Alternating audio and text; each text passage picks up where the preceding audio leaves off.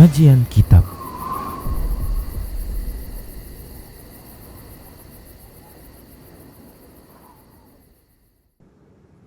Bismillah. Assalamualaikum warahmatullahi wabarakatuh.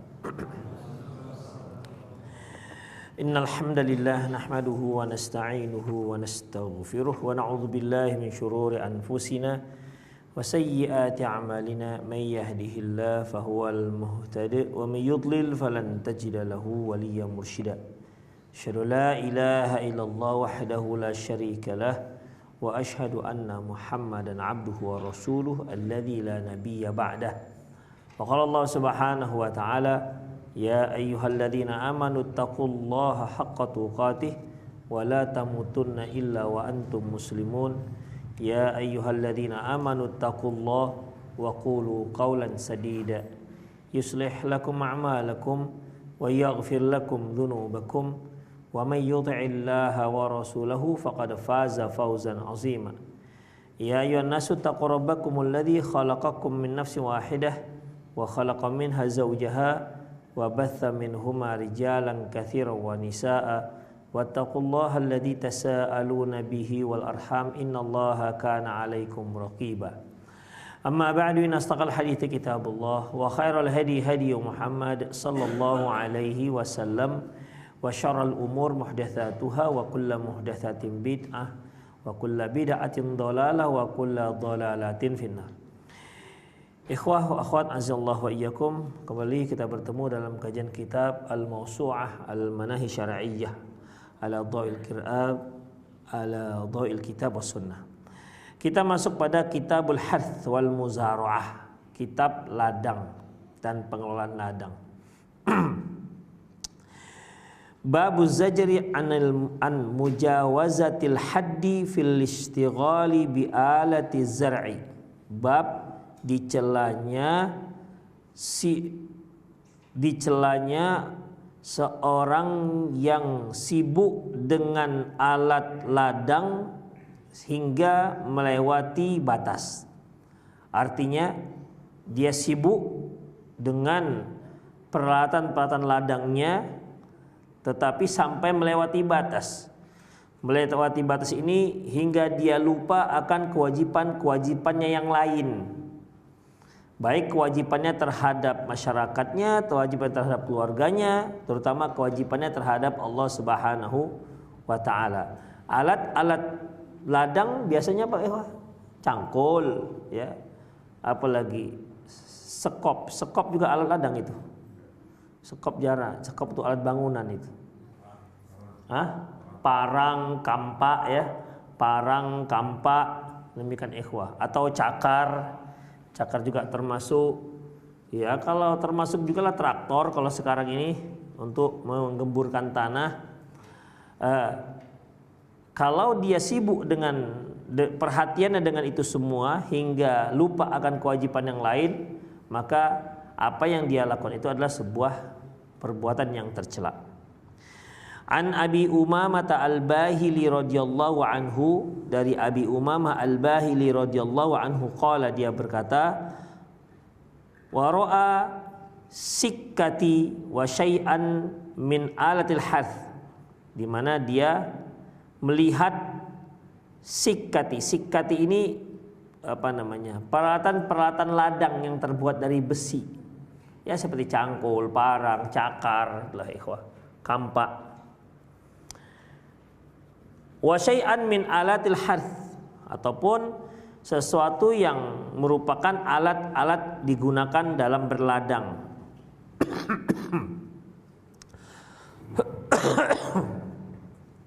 Lantas dia berkata, sami'tu Rasulullah sallallahu alaihi wasallam yaqul, aku pernah mendengar Rasulullah sallallahu alaihi wasallam bersabda, la yadkhulu hadza baitu qaumin illa adkhalahu Allahu dhullah. Tidaklah alat-alat ini masuk ke rumah suatu kaum kecuali Allah akan hinakan kaum itu. Tidaklah alat-alat perladangan ini memasuki rumah suatu kaum kecuali Allah akan hinakan kaum tersebut. Jadi gimana ya? Hadis diriwayatkan oleh Imam Bukhari. Ani Ibnu Mas'ud radhiyallahu anhu. Dari Ibnu Mas'ud radhiyallahu anhu qala, dia berkata, qala Rasulullah sallallahu alaihi wasallam. Rasulullah sallallahu alaihi wasallam bersabda, la tattakhidu di'ah fatarghabu fid dunya. Janganlah kalian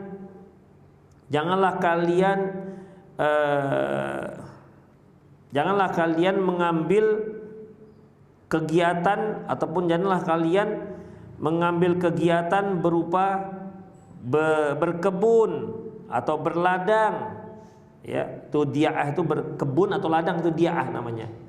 Janganlah kalian sibuk dengan ladang, janganlah kalian sibuk dengan kebun. Fatarghabu fid dunya, maka kalian akan mencintai dunia. Ikhwah rahimanallah wa iyyakum. Ya, tentunya kalau kita lihat zahir hadis ini yang dikatakan Rasulullah, tidaklah seorang bawa masuk alat-alat perladangan itu kecuali kaum tersebut akan dihinakan oleh Allah. Ya, sebagaimana yang sudah kita maklumi, alat-alat ladang itu sesuatu benda.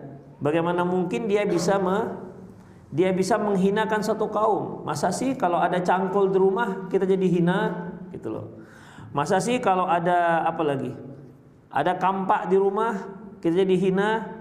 Parang misalnya, pisau juga termasuk alat ladang itu kan, pisau perlengkapan ladang itu. Ya, kalau dia untuk motong-motong apalah yang mau dipotong. Demikian ikhwah.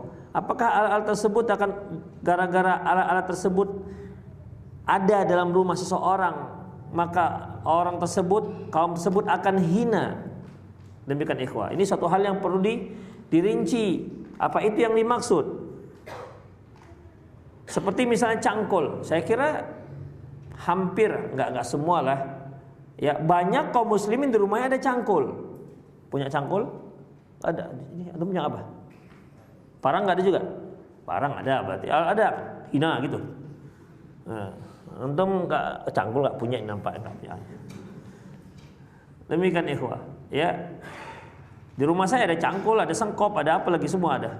Pak kampak, parang, ada sembelih, semua ada.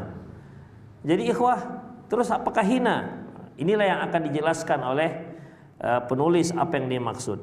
Kemudian hadis kedua, jangan kalian menjadikan kegiatan kalian di kebun. Ikhwah, orang-orang itu ada yang memang kegiatan di kebun, di ladang, di sawah. Terus kalian akan mencintai dunia. Kalau kita lihat di sini ikhwah, mengakibatkan kalian akan mencintai dunia, berarti bisa kita raba makna hadis ini. Ya, bisa kita fahami bahwasanya tidaklah mungkin yang namanya cangkul di rumah lantas membuat kita menjadi hina. Ketika Rasulullah mengatakan, ya, mengatakan bahwasanya janganlah benda-benda ini masuk ke rumah kecuali tidaklah benda-benda ini masuk ke rumah kecuali akan membuat si penghuni yang menjadi hina. Ini kalau kita lihat dari bab di atas, maksudnya adalah mereka yang sibuk dengan peralatan ini hingga lupa dengan kewajibannya kepada Allah Subhanahu wa taala. Hari-hari ngasah cangkul, ngasah parang, ngasah apa lagi? Sibuk memperhatikan itu semua karena ada memang orang yang sangat perhatian dengan cangkul. Kalau petani itu perhatian dengan cangkul, ikhwah. Ya, makanya kita lihat tuh cangkulnya bisa putih karena sering dipakai, putih dan tajam. Itu ikhwah. Kalau cangkul kita kan pasti bekarat, pakainya setahun sekali. Karena pakainya kalau pas ada gotong royong, ya kan? Kalau nggak ada gotong royong nggak dipakai itu, maka bekarat. Kalau petani kan maka setiap hari. Makanya mereka sangat paham dengan cangkul. Cangkul yang dibeli juga mereka paham cangkul mana yang bagus. Kita mana paham, cangkul sudah. Yang penting dia bisa nokok tanah, dibalikkan, udah. Walaupun 3 kali patah dia kan gitu. Mereka tahu mana yang bagus. Karena memang itu kegiatan dia hari-hari menggunakan alat-alat itu. Demikian ikhwah. Seperti peralatan apa lagi ikhwah? Alat semprot, ya kan? Alat semprot hama, semprot insektisida juga termasuk. Demikian. Jadi kalau dia menyibukkan dirinya dengan ini semua sehingga lupa dengan kegiatan, kegiatan ataupun kewajiban dia pada Allah Subhanahu wa taala, itulah satu hal yang tercela. Sehingga di sini dikatakan fatarghabu fid dunya, kalian akan sibuk dengan dunia. Dan memang ikhwah rahimanallahu wa iyyakum, apapun kegiatan yang terkait dengan dunia, ya, maka kita harus memahami wal akhiratu khairul laka minal ula. Akhirat itu lebih baik untukmu dan lebih utama. Wal akhiratu khairu wa abqa. Akhirat itu lebih baik dan lebih kekal. Demikian ikhwah. Bukan berarti kita tidak boleh mengambil dunia, silahkan. Tapi ketika kita harus memilih antara dunia dan akhirat, kalau kita ambil dunia, akhirat kita akan pergi ataupun nggak bisa kita lakukan. Kalau kita ambil akhirat, dunianya nggak dapat, maka kita harus memilih akhirat dalam masalah ini. Kalau memungkinkan kita bisa pilih dua-dua kita dapati, dunia dapat dan akhirat juga dapat, itu yang bagus. Ya, tapi ketika dalam kondisi kita harus memilih, maka kita harus memilih akhirat. Mari kita lihat penjelasannya. Min fiqhil bab. Hadal hadis laisa damman li ziraah.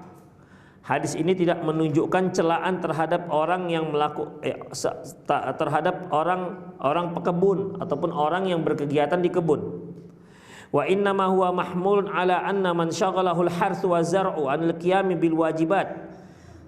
Sesungguhnya yang dimaksud dalam hadis ini adalah barang siapa yang menyibukkan dirinya dengan ladang dan kebun sehingga dia tidak melakukan kewajiban-kewajibannya, seperti tidak mau jihad gara-gara kebunnya, tidak mau jihad gara-gara musim tanamnya, apalagi tidak sholat atau dia undurkan sholatnya gara-gara jagat ladangnya misalnya. Wadzalika, itulah yang dimaksud dalam hadis. Walidzalika tarjamal Bukhari fil hadis. Oleh karena itu Imam Al-Bukhari membuatkan bab untuk hadis ini, yaitu babun ma yuhdharu min awaqib istighali bil alati al-azhar. Bab apa yang dicela dari akibat sesuatu yang tercela yang diakibatkan dari sibuknya menyibukkan diri dengan alat-alat tanam. Au mujawazatu haddi alladhi umira bihi, atau melewati batasnya, melewati batas dari apa yang seharusnya. Jadi ikhwah rahimanallahu wa iyyakum, jadi yang dimaksud di sini adalah bukan alatnya, tapi orang yang sibuk dengan alat-alat tersebut hingga lupa sholat, hingga lupa kewajiban-kewajiban lain, atau enggan untuk jihad, atau gara-gara beladang dia tidak lagi mengaji misalnya, ya sibuk dengan ladang, sibuk dengan alat ladangnya misalnya. Di sini kalau kita lihat bukan hanya alatnya, karena hadis yang kedua dengan ladangnya. Kalau yang atas kan alat-alatnya disebutkan dari Abu Umamah Al-Bahili. Adapun dari yang Ibnu Mas'ud, maksudnya lagi ladangnya. Jadi baik alatnya maupun ladangnya sama. Demikian ikhwah, ya. Gara-gara jaga kebun dia nggak Jumat misalnya begitu, ya, takut dia pas ini lagi padi lagi menguning diincar oleh burung misalnya, udahlah Jumat jamak takhir dengan Jumat yang akan datang, ya jelas nggak boleh ikhwah, ya nggak boleh. Karena apa ikhwah? Karena dia telah melalaikan apa yang seharusnya diwajibkan gara-gara ladang atau gara-gara alat perladangan. Inilah yang tidak dibolehkan. Yang sebenarnya sih bukan ladang, semua urusan dunia kita. Mereka berdagang, ya, berdagang. Saking giatnya berdagang, hari Jumat sudah adzan masih juga berdagang dia. Padahal Allah Subhanahu wa taala menyebutkan, ya ayyuhalladzina amanu idza nudiya lis-salati min yaumil jum'ati fas'au ila dzikrillahi wa dzarul bai'. Wahai orang beriman, apabila kalian dipanggil pada hari Jumat untuk berzikir kepada Allah, fas'au ila dzikrillah. Apabila kalian dipanggil untuk sholat, maka segera untuk berzikir kepada Allah. Kemudian wadharul bai', dan tinggalkan jual beli. Tapi karena mungkin pelanggannya lagi ramai, mau bilang kami mau tutup, segan, atau aduh ini jarang-jarang ini. Demikian ikhwah. Ya akhirnya ya didahulukan pelanggannya, belum sholat Jumat kan masih khutbah, nah gitu dia. belum sholat Jumat masih khutbah. Ini ikhwah termasuk sesuatu yang dicela oleh Rasulullah Sallallahu Alaihi Wasallam. Bahkan para ulama menyebutkan, ada yang menyebutkan bahwasanya barang siapa yang masih melakukan transaksi jual beli setelah adzan Jumat berkumandang, maka transaksi jual belinya tidak sah. Karena Allah mengatakan wadharul bai', tinggalkan jual beli. Terkecuali kalau yang melakukan transaksi jual beli itu adalah kaum wanita, yang penjualnya mama-mama, yang pembelinya juga emak-emak. Demikian ikhwah. Karena memang mereka tidak diwajibkan salat Jumat. Allahu a'lam bissawab. Jadi masalah mereka meninggalkan kewajiban gara-gara kegiatan dunianya sebenarnya bukan hanya masalah ladang, bukan juga alat ladang, apalagi apa saja ya, pedagangannya. Mungkin kalau seorang pelukis sibuk dengan kuasnya, sibuk dengan lukisannya, apa ikhwah? Kalau dia seorang tentara sibuk dengan alatnya apa? Pistol lah, biar bagus sedikit, tembak. Ya, pistolnya dengan senapannya misalnya, ya, dengan M16-nya misalnya. Jadi ikhwah dengan AK-16-nya misalnya, dengan TT-nya misalnya. Jadi ikhwah azallahu wa iyyakum sibuk. Kan memang itu ikhwah. Bagi tentara senjata itu istri pertama ikhwah. Gak bisa, kalau istri bisa tinggal, senjata gak bisa tinggal. Gimana Pak? Ya kan? Iya, senjata gak bisa tinggal. Apalagi lagi aktif gitu kan. Senjata tinggal di toko kapten dengan laras itu. Tinggal senjata. Demikian. Kemana tidur situ dia dipeluk. Istri kan gak mau dipeluk-peluk begitu dia. Begitu ikhwah, tentara itu begitu. Ya, jadi dalam masalah ini ikhwah rahimanallahu wa iyyakum, sibuk asik gosok-gosok apa AK-16-nya gitu kan. Asik gosok-gosok aja udah, ya sholat sedikit lagi belum kilat. Nah, demikian ikhwah. Ya, kena dia. Jadi apa saja? Ya, apa saja. Mungkin desainer, ya desainer, apakah dia desain baju, apakah apa namanya kalau untuk bangunan apa? Arsitek, ya, arsitek. Yang bagian merancang? Oh, itu arsitek. Kalau yang membuat apa? Tukang. Bukanlah sipil. Kok tukang? Antum mana yang buat tukang? Yang buat sipil, yang merancang arsitek, sibuk dan merancang. Demikian. Ya, hingga akhirnya lupa dengan kewajiban. Jadi semuanya ikhwah, ya. Semuanya. Ikhwah rahimanallahu wa iyyakum. Selanjutnya, qala syekhuna fi sahihah, berkata syekh kami dalam kitab sahihnya, maksudnya syekh kami di sini adalah Syekh Muhammad Nasiruddin Albani dalam kitab Silsilatus Hadisus Sahihah. Fa inna minal ma'lumi anna al-ghuluwa fi sa'i wara'al kasbi yulhi sahibahu 'anil wajib. Sudah dimaklumi bahwasanya berlebihan dalam mencari harta sungguh itu dapat melalaikan si pelakunya dari kewajiban. Wa yahmiluhu 'ala takalibi 'ala dunya, dan akan membawanya menjadi cenderung kepada dunia, wal ikhladu ila dunya, dan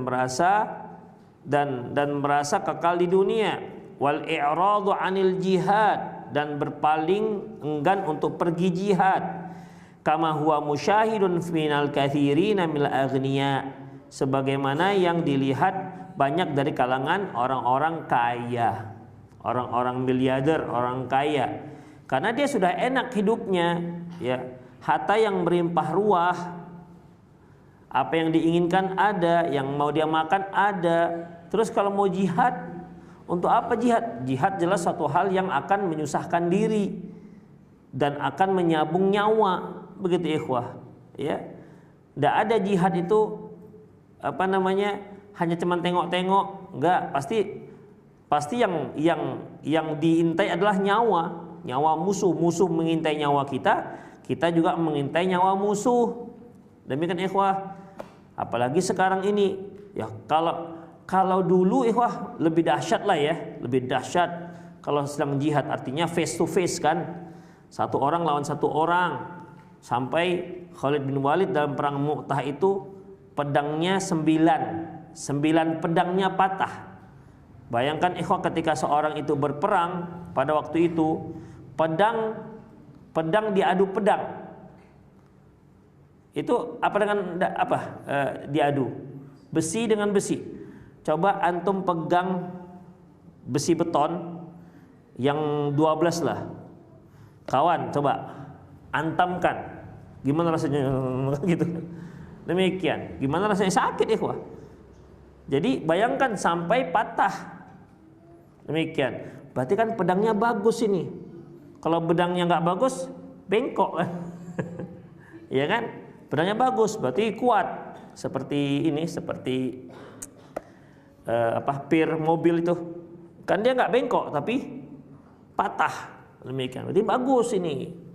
Makanya kalau kita buat parang dari pir, nah gitu, dari besi pir, kan dia bagus, ya. Kapasitas bajanya banyak. Demikian. Ya kalau pedang diginikan sih melenyok begitu, apa yang mau dipakai lagi? Bayangkan pedangnya patah, berarti memang buat pedangnya bagus mereka, sehingga bukan bengkok tapi patah. 9 pedang patah. Bayangkan ikhwah. Nah, bagi yang orang-orang kaya, ya dia kan udah nggak terbiasa lagi begini, sudah biasa enak. Itulah yang dimaksud dengan si penulis, sebagaimana yang kita lihat dari kalangan orang-orang kaya. Wa yu'ayyidu hadzal wajhu, dan ini lebih dikuatkan lagi qauluhu sallallahu alaihi wasallam, dikuatkan lagi dari sisi ini sabda Nabi sallallahu alaihi wasallam, idza tabaya'tum bil 'inah, apabila kalian berjual beli dengan cara inah. Jual beli dengan cara inah ini jual beli dengan cara riba. Wa akhadtum adnabal baqar, dan kalian mengambil ekor-ekor sapi. Maksudnya mengambil ekor sapi, sibuk dengan hewan ternak, sibuk dengan ternak sapi, atau bisa juga sibuk dengan membajak sawah, bisa juga begitu. Ya, karena wattaba'tum wattakhadtum adnal baqar, kan biasanya kalau berada di belakang berarti untuk bajak sawah. Jadi bisa diartikan wattakhadtum adnabal baqar, kalian sibuk dengan ternakan kalian. Waraditum bizar', kemudian kalian sudah senang dengan bercocok tanam. Wataraktumul jihad, dan kalian tinggalkan jihad. Sallallahu alaikum dhullan, maka Allah akan hinakan kalian. La yanza'uhu hatta tarji'u ila dinikumul ula. Dan Allah, kalian tidak akan kembali menjadi jaya, menjadi mulia, hingga kalian kembali kepada agama kalian yang semula. Itu ikhwah. Jadi di sini Allah katakan sallallahu alaikum dhullan. Ya kalau seandainya mereka sudah berdagang dengan cara inah, dengan cara dengan cara riba, ya. Berdagang dengan cara riba, banyak macamnya berdagang dengan cara riba. Kemudian sibuk dengan ternak, sibuk dengan tanaman-tanamannya, dengan bercocok tanamnya. Akhirnya malas untuk pergi jihad. Malas untuk pergi jihad. Ya, ini bisa malas sholat, apalagi malas ngaji, gitu-gitu ikhwah. Ya, malas sholat, malas ngaji, maka sallallahu alaikum dhullan, maka Allah akan hinakan kalian. La yanzi'uhu, tidak akan diangkat kehinaan itu dari kalian, hatta tarji'u ila dinikum, sampai kalian kembali kepada agama kalian. Artinya jangan sampai dilalaikan lagi dengan kegiatan-kegiatan dunia.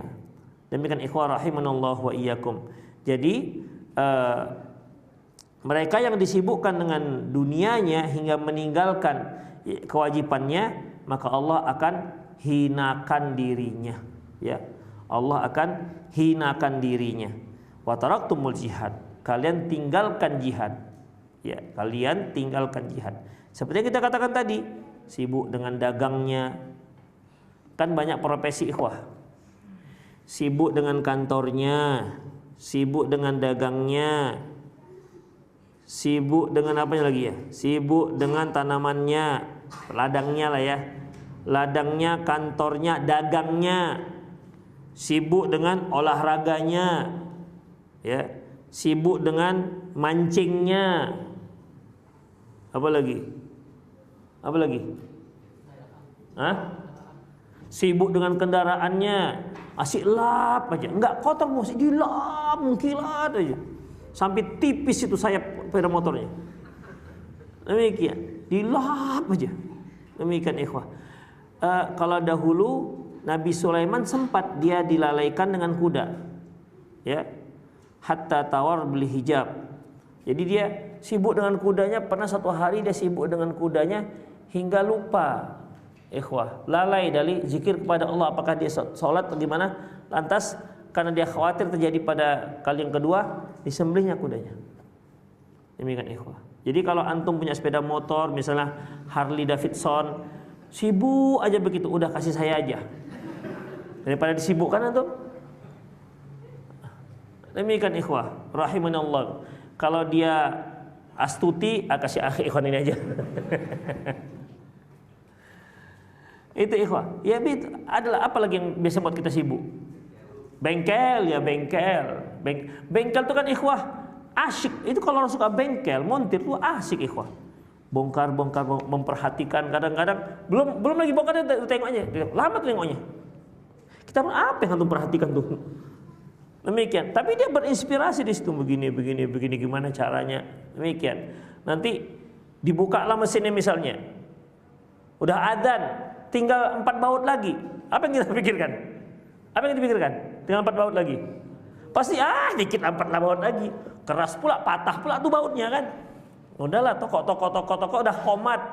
Kata setan belum ruku, masih ada 3 baut lagi. Demikian ikhwah. Ya begitu. Ya, beda-beda lah. Ada yang mungkin apa lagi? Bengkel.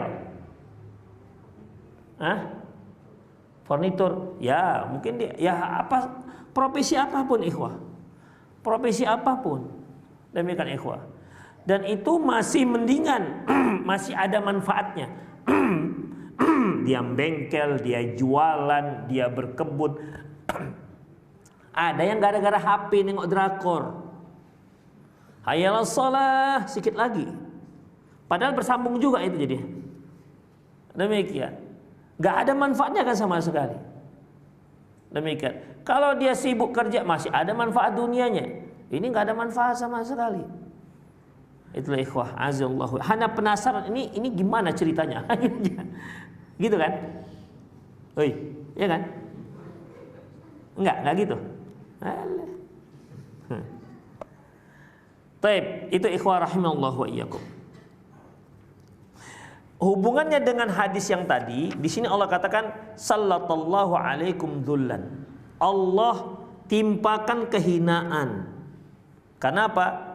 Dia sibuk dengan ribanya, dengan ternaknya, dengan tanamannya, sehingga tidak mau jihad, Allah hinakan.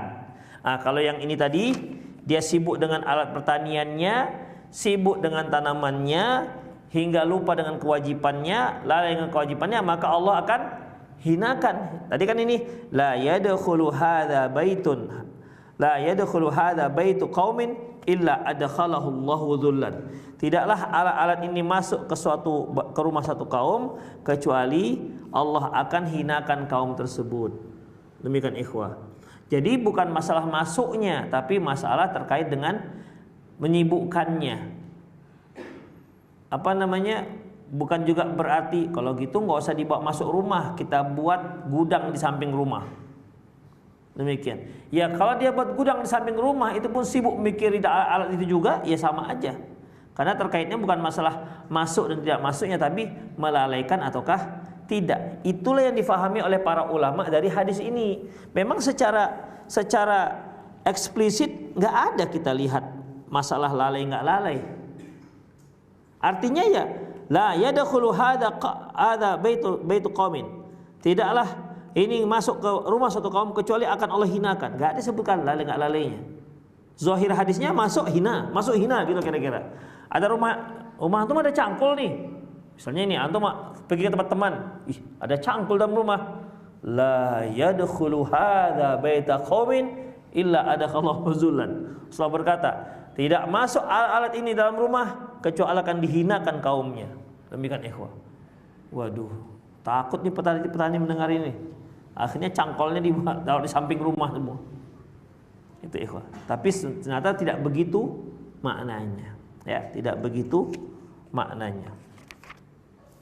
Kemudian selanjutnya, summa qala, kemudian dia berkata lagi, maksudnya Syekh Nasir Albani mengatakan lagi, fata'ammala kaifa bayyana hadzal hadis ma ajmala fi hadisi Abi Umamah al-mutaqaddim qablaha. Coba perhatikan apa yang dijelaskan oleh hadis ini yang dengan apa yang secara global disebutkan oleh ma ajmala fi hadisi Abi Umamah, sebagaimana yang disebutkan secara mujmal yang tercantum dalam hadis Abi Umamah.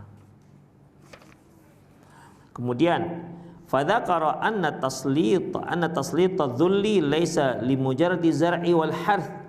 Di sini beliau menyebutkan bahwasanya terhinanya satu kaum bukan dikarenakan ladang dan kebun, bal limaktarana bihi minal ikhladi bihi ilaihi, tapi dikarenakan jika hal itu dapat membuat orang tersebut cenderung kuat kecenderungannya kepada kebun tersebut, wansyghalu bihi anil jihad fi sabilillah, dan membuat dia lalai enggan untuk jihad fi sabilillah.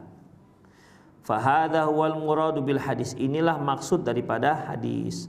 Wa amma zar'ul ladzi lam yaqtan bihi syai'un min dzalik, adapun tanaman, adapun ladang ataupun tanaman-tanaman bercocok tanam yang tidak terkait dengan apa yang terlarang tersebut, fahuwal muradu bil ahadisil muraghabah fil had,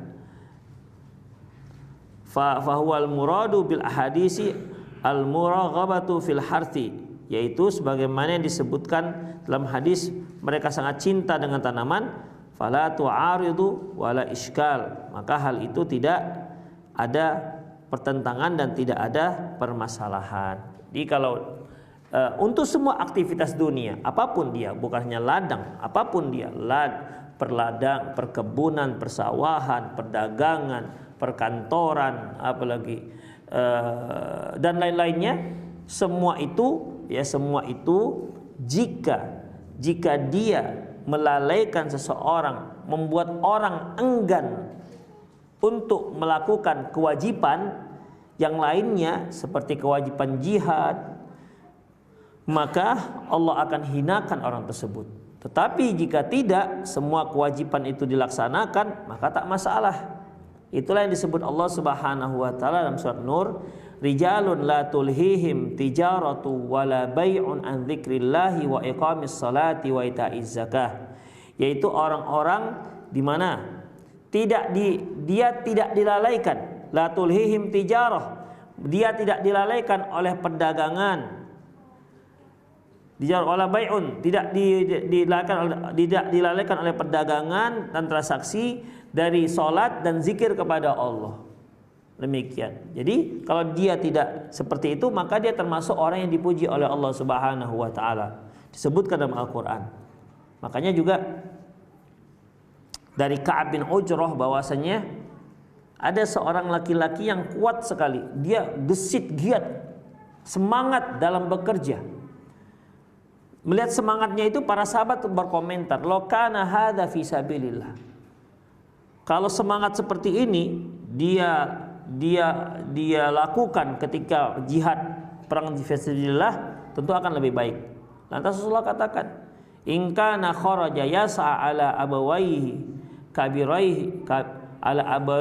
kabirain fahuwa fi sabilillah." Loh, kalau seandainya dia keluar rumah giat bekerja seperti ini untuk menafkahi kedua orang tuanya yang sudah tua, fahuwa fi sabilillah, itu juga fi sabilillah. Wa in kana kharaja liyas'a ala auladi sighar, dan apabila dia keluar untuk memberi nafkah anak-anak yang masih kecil, fahuwa fi sabilillah.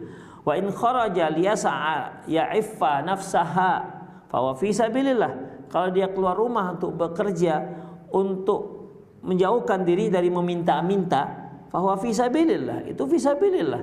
Jadi sebenarnya kegiatan kita hari-hari itu fi sabilillah ya, kalau kita niatkan dengan cara yang baik. Demikian ikhwah. Dagang tadi dipuji oleh Allah. Rijalun la tulhihim tijaratu wala bai'un dzikrillah wa iqamus salati wa itaiz zakah. Ya, orang-orang yang berdagang, dagang transaksinya tidak membuat dia lalai dari salat, dari zakat. Demikian ikhwah. Ya. Yang tadi kerja kuat untuk menafkahi anak-anaknya, menafkahi orang tuanya, menafkahi dirinya, itu fi sabilillah.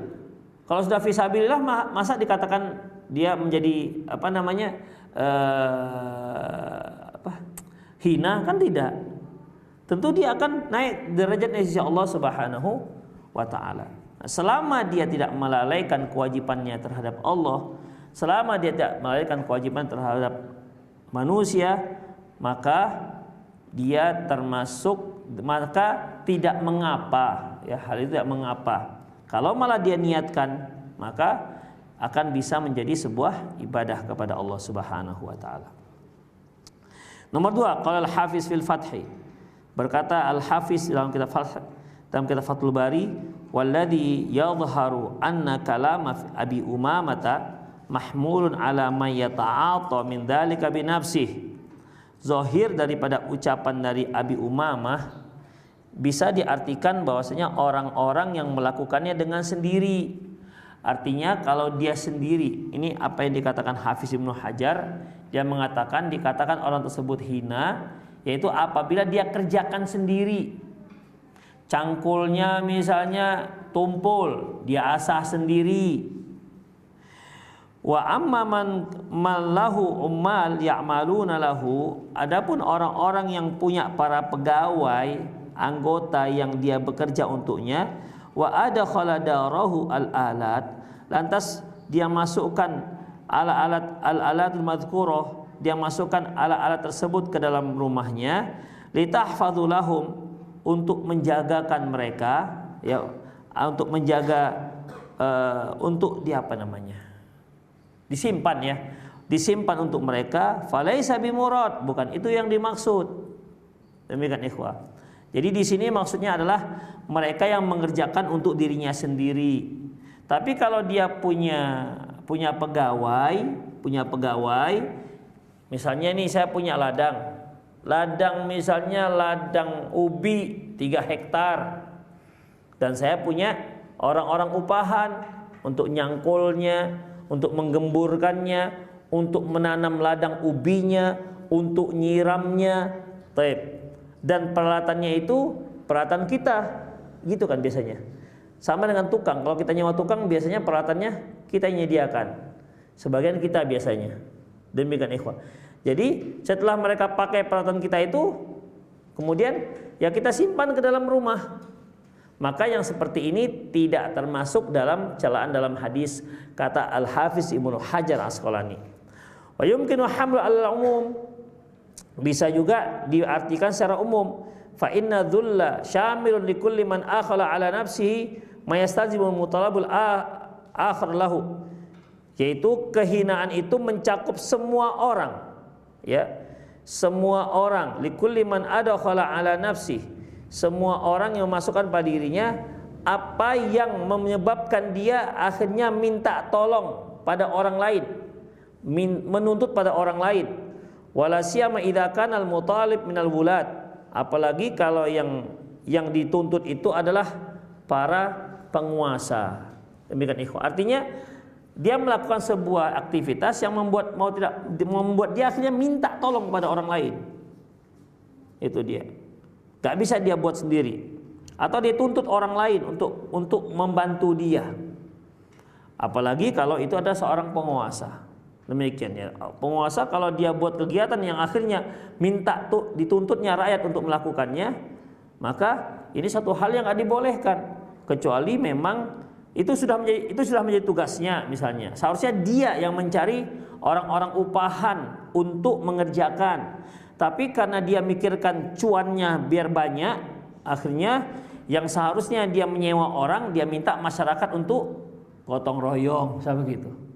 Misalnya pemerintah yang bagian atas telah menyediakan hari Ahad gotong royong uang operasionalnya misalnya 500 juta, misalnya, ya mungkin untuk yang tukang babat, begitulah kan, 500 juta atau 3 juta, berpikirlah misalnya sang pemerintah ini, udahlah kita minta aja masyarakat untuk gotong royong, kan bersih juga.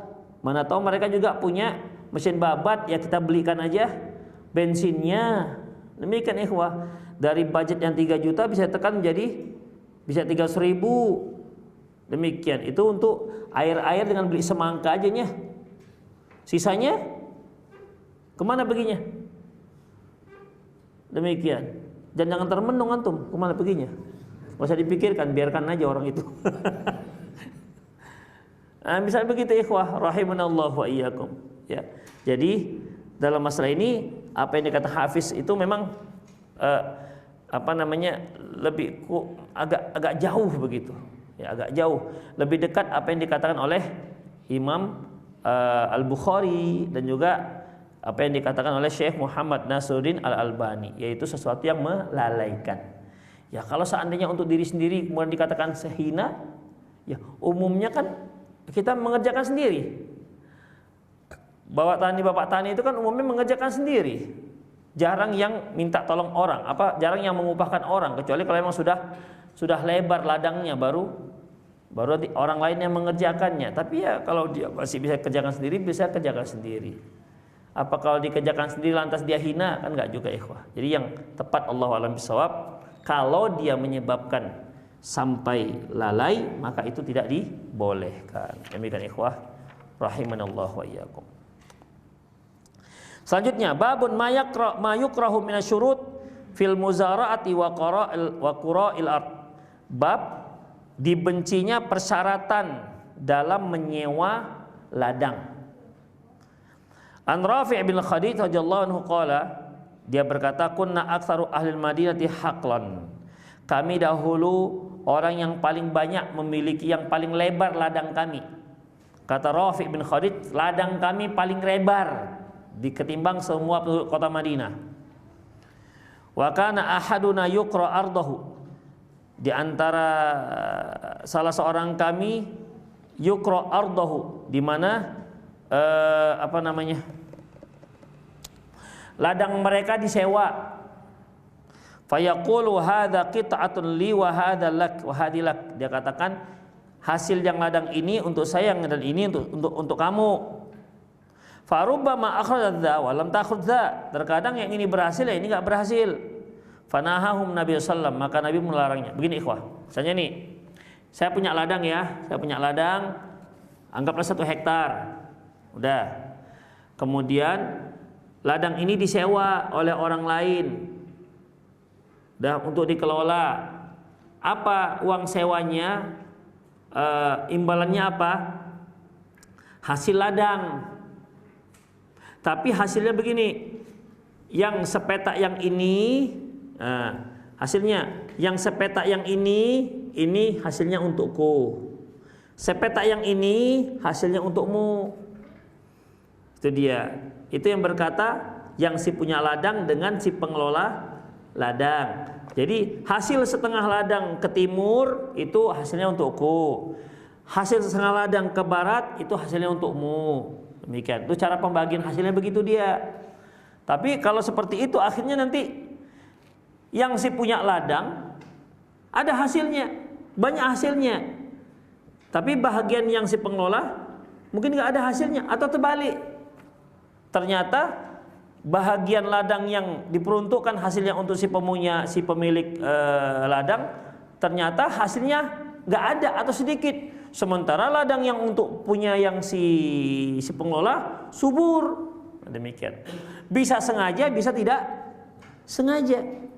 Ya kalau seperti itu tentu kalau begitulah hasilnya, bisa saja kan biasanya yang punya ladang perhatiannya ke mana? Yang bahagian punya dia tentunya. Yang ini pupuknya Masya Allah, ini pupuknya. Itu gitu-gitu aja. Kenapa? Toh nanti berapapun hasilnya pun untuk dia. Demikian. Makanya seperti ini dilarang Rasulullah SAW. Bagaimana? Hasil semuanya berapa persen untuk si pengelola ladang dan berapa persen untuk si punya ladang. Itu baru boleh. ya, dari ringan sama dijinjing, berat sama dipikul. Itu ikhwah. Kalau rugi bersama, kalau untung bersama. Demikian, ada loss and profitnya, ada untung ada buntungnya. Tapi kan umumnya manusia itu tidak mau buntung, maunya untung aja, maunya cuan aja. Itu ikhwah, yaitu kecenderungan manusia. Makanya para investor kalau dia ceritanya untung aja, seneng dia. Tapi kalau udah mulai cerita rugi, pernah nggak dengar dia. Itulah dia ikhwah. Nah, para pengusaha juga lebih banyak mengiming-imingkan untung. Ini untungnya Pak, begini. Ini kalau sekali begini bisa sekian juta. Bapak bayangkan saja kalau Bapak invest 100 juta, ini 1 bulan bisa untungnya bisa 15 juta. Bapak bayangkan kalau satu tahun berapa? 15 kali 12, kalikanlah sendiri. Kita pun bingung ngali-ngalikannya. Demikian ikhwah. Kan itu kertas, kan itu yang dibicarakan. Ada nggak dibicarakan? Kalau Bapak masukkan 100 juta invest, ada kemungkinan rugi Pak. Paling nggak rugi 50 juta lah. Gimana? Mau orang invest? Ya nggak mau. Jadi pengusaha tuh begitu ikhwah. Ya, dia nggak mau cerita yang ruginya, maunya untung aja. Demikian. Yang kita juga maklum karena para investor ini kalau cerita rugi nggak mau. Demikian. Maunya cerita untung. Muncullah para pedagang-pedagang seperti ini. Makanya at-tujjar umul fujjar kata Rasulullah. Pedagang itu penjahat. Pedagang itu penjahat. Demikian ikhwah. Ya, jadi ketika dia nanti sudah, terkadang ikhwah jangankan rugi, hitungannya sudah untung saja pun dia pergi kemana bisa menghilang dia. Karena kurang amanah. Seperti yang saya bilang, kalau kita titip duit berkurang dia. Titip apa yang bertambah? Titip berita. Titip berita bertambah dia. Demikian ikhwah. Itulah dia. Jadi dalam masalah ini ya harus jelas. MOU-nya harus jelas. Akadnya harus jelas. Ini akadnya akad bagaimana? Kalau akadnya akad ada untung, maka beginilah bentuknya. Demikian ikhwah. Ya. Kalau yang tadi itu sudah horor, nggak bisa. Ya nggak bisa, karena bisa ada sepihak yang dirugikan. Seperti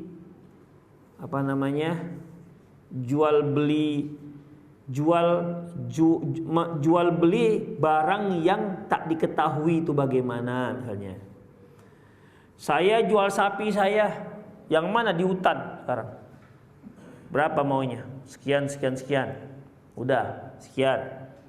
Macam mana sapinya, tengok sendirilah. Pokoknya mau apa enggak? Mau silakan, kalau enggak silakan. Begitu kan. Tapi dia enggak pernah nengok sapinya bagaimana. Atau dia punya burung perkutut, kan sudah bagus tuh. Tut, bagus suaranya. Atau burung jalak bisa 16 suara. Banyaklah suara burung jalak itu kan. Demikian. Saya mau jual burung jalak, murah aja. Ini bagus suaranya. Suara sudah 15 jenis suaranya. Berapa? 500.000 aja. Mana dia? Terbang kemarin. Pokoknya kalau kamu dapat tuh punyamu, 500.000 aja. Ya kalau dapat, kalau enggak. Demikian. Sesuatu yang enggak jelas. Misalnya antum jual ikan lele di kolam. Ya kan, kolam ikan lele itu kan biasanya keruh. Ya kan? Tengok, tenang aja, enggak ada, macam enggak ada kehidupan. Ya, macam enggak ada kehidupan. Demikian, ditawar murah lah oleh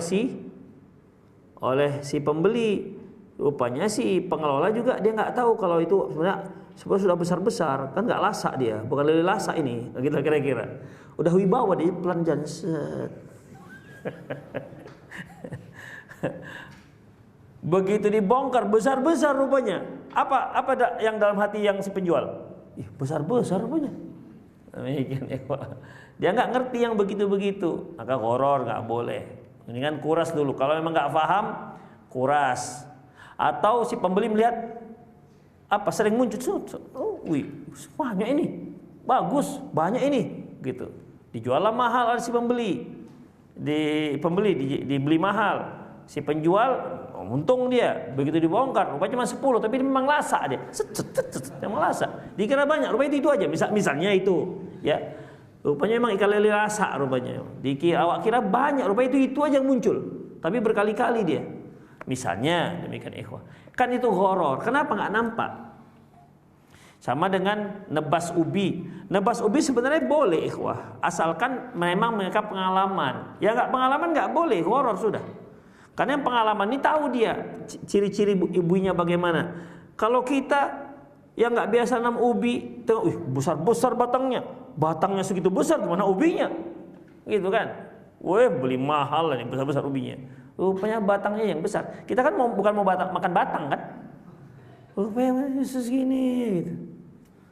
Demikian, karena nggak berpengalaman, itu horor namanya, ya nggak jelas. Tapi bagi yang sudah terbiasa boleh, yang dia sudah tahu ciri-cirinya dan itu akuratnya banyak lah ikhwah. Sama seperti kalau kita melihat rambutan tuh, yang terbiasa kan, wah ini, tapi udah nampak tuh udah mulai kuning-kuning, udah merah-merah. Dia nengok, ini bias sekian ini, nah gitu kan. Kalau kita beri perikat kan berapa? Satu ikat itu berapa rambutan? 20. Anda nggak pernah beli rambutan? Saya betul nggak pernah beli rambutan. Datang aja segoni-segoni ke rumah. Demikian, sering datang. Makannya pun nggak berani lagi begitu. Dikupas-kupas, dicuci-cuci dulu, baru dimakan. Masuk ke kulkas baru makan. Kalau nggak batuk. Ada demikian ikhwah. Jadi yang rambutan itu bisa sekian, bisa dia untung tukang tebas itu taksir namanya, boleh taksir boleh. Demikian. Tapi bagi yang pandai, makanya nggak boleh menjual buah itu qabla ayyabud wa salahuha, sebelum muncul buah yang matangnya. Kalau dia masih pentil, yang masih kecil-kecil rambut, banyak ini begitu. Belilah banyak begitu kan, mahal. Besok rupanya kena hujan seminggu, hitam-hitam semuanya, gugur semua pentil-pentil yang rambutan itu ikhwah. Karena belum nampak matangnya. Tapi kalau dia sudah matang, nampak dia sudah bisa diperkirakan berapa akan panen. Demikian ikhwah. Makanya nggak boleh kita beli padi. Saya mau beli padi ladang bapak, baru tanam ya dia, baru ditanam. Saya beli padi nanti kalau panen berapa? Belum panen kok udah dibeli, nggak boleh. Ya. Belum panen nggak boleh dibeli. Kemudian ikhwah, dari Sabit bin Dhahhak radhiyallahu anhu anna Rasulullah naha 'anil muzara'ah, bahwasanya Nabi SAW melarang dari al-muzara'ah. Muzara'ah itu menyewa ladang. Maksudnya menyewa ladang dengan cara seperti tadi. Tapi kalau dia menyewa dengan cara bagi hasil, bukan nyewa sih namanya itu ya, bagi hasil, demikian boleh. Atau dia sewa ladang, demikian boleh dia sewa ladang. Yang nggak boleh sewa ladang dengan yang cara yang tadi itu, dengan hasilnya, yang ini untuk si pengelola, yang ini untuk si pemilik ladang. Tapi kalau dia sewa saja nggak ada masalah. Oh tapi kan nanti belum tentu berhasil. Ya sama, kalau kita sewa ruko untuk jualan, apa udah pasti berhasil? Namanya juga dagang kan, demikian. Kita lihat ini orang ramai di sini, begitu kan, ramai di sini. Wah ini banyak yang gondrong ini, kita buka pangkas ini, bahkan bulan depan banyak tukang pangkas ini. Demikian, banyak yang mau pangkas.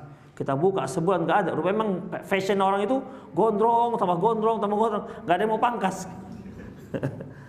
Demikian, salah prediksi. Sementara sudah sewa sekian juta. Demikian ikhwah rahimallah wa iyyakum. Atau kita buat jualan yang banyak lah, ayam penyet. Ini kalau dijual 12.000 laku berat nih, karena di sana ada 15.000 begitu kan. Bukalah minggu pertama laku, minggu kedua buka di sebelahnya dengan harga 10.000. Demikian, besarnya sama, enaknya sama, akhirnya bangkrutlah dia. Demikian ikhwah, itulah mau gimana lagi? Padahal dia sudah nyewa. Jadi kalau nyewa itu nggak ada masalah, ya. Masalah dia nggak laku dan lakunya itu urusan si penyewa. Sama dengan ini, dia menyewa ladang, ya masalah hasil nggak ada hasilnya itu urusan si penyewa. Jadi yang dimaksud dengan nggak boleh ini adalah yang sistem yang tadi itu, ya. Tengah ke barat itu hasilnya untuk saya, tengah ke timur itu hasilnya untukmu. Ini yang nggak dibolehkan, ya, karena mungkin akan membuat bedanya perhatian bagi si pengelola, bisa jadi. Atau kalaupun dia memang adil, tetap dikelola semuanya, bisa saja memang begitulah kondisinya. Ternyata tanah yang sebelah sini tuh kurang bagus, tanah yang sebelah sini sangat bagus. Demikian ikhwah. Ya, kita nanamkan kadang-kadang begitu ikhwah. Ini kok bisa tumbuh besar, ini kok kecil gitu, nggak besar-besar aja gitu kan? Tanaman yang kita tanam. Demikian.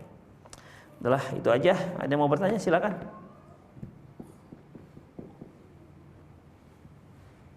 Ya. Kalau seandainya seorang dokter, dokter ini kan memang ada dia yang memang khusus tugas khusus. Apa ini termasuk perbaikan? Ikhwah rahimanallah wa iyyakum, dokter apabila ada saat-saat tertentu seperti ketika dia di IGD dan memang ada pasien, kan nggak seharusnya ada pasien di IGD. Kalau nggak ada pasien, dia ada azan, dia pergi ke masjid, azan ini IGD ya, nggak ada pasien kok.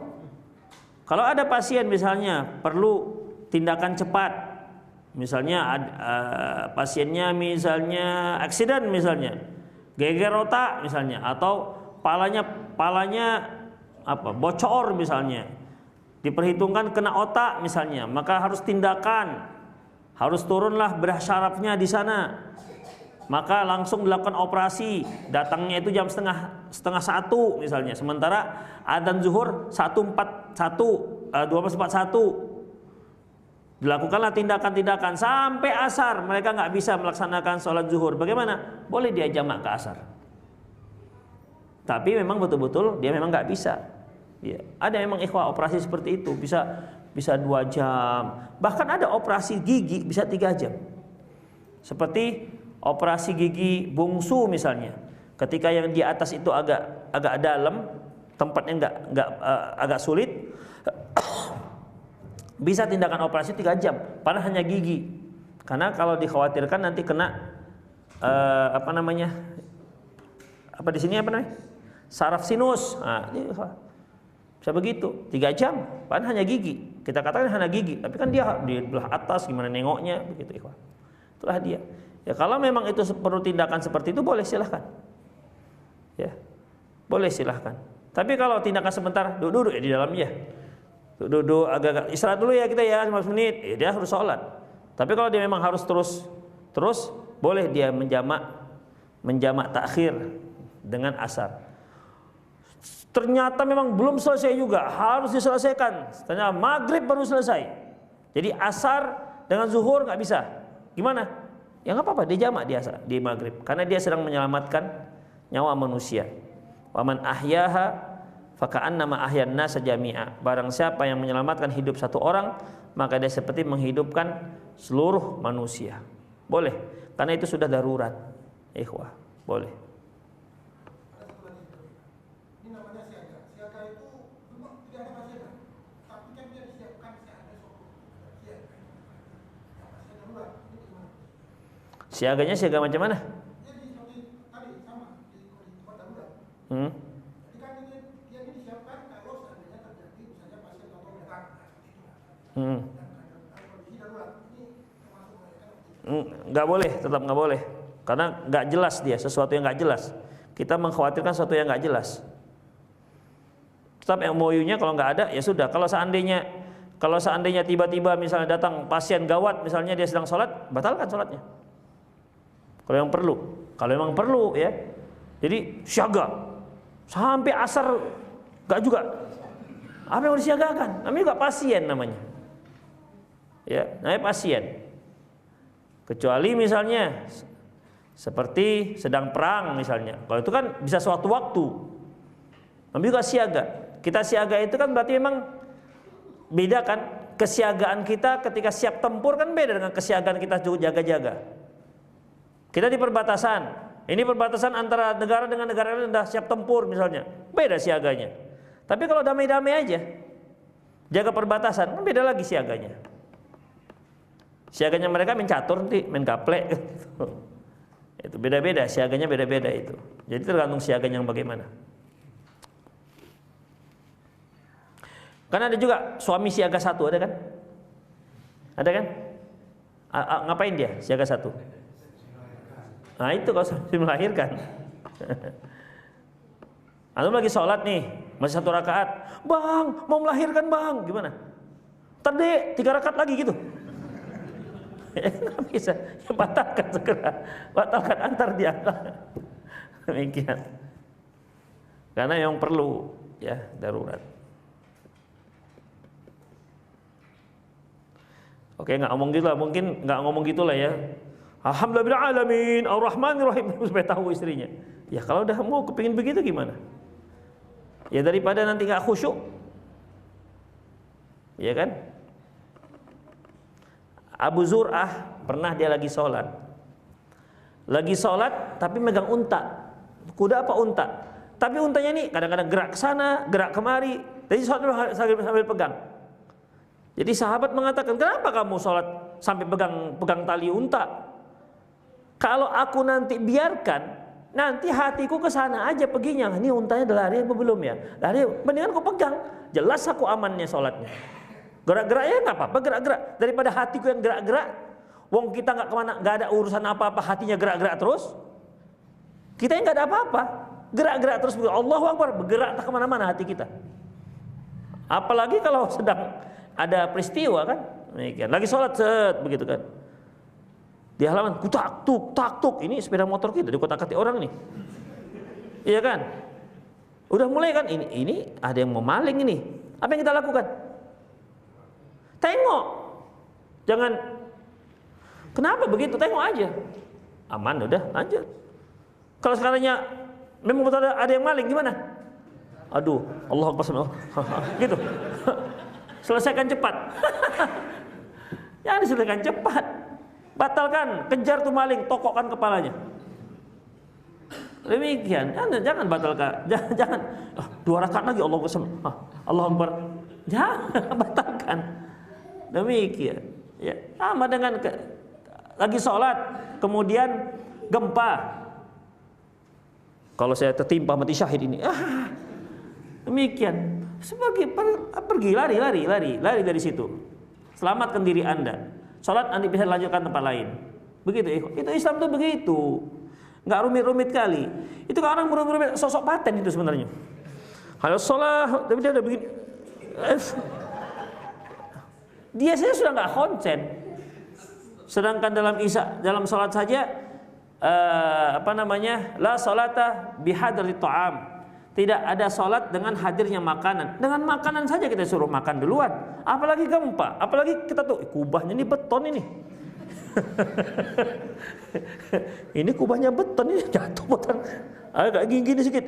Udahlah batalkan, keluar. Ini kan itu. Karena akan mengganggu. Ada lagi? Ya.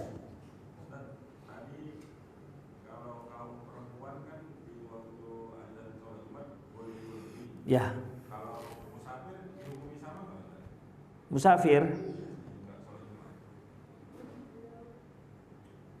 Musafir nggak wajib sholat Jumat. Zahirnya ya jadi boleh karena dia nggak wajib Jumat.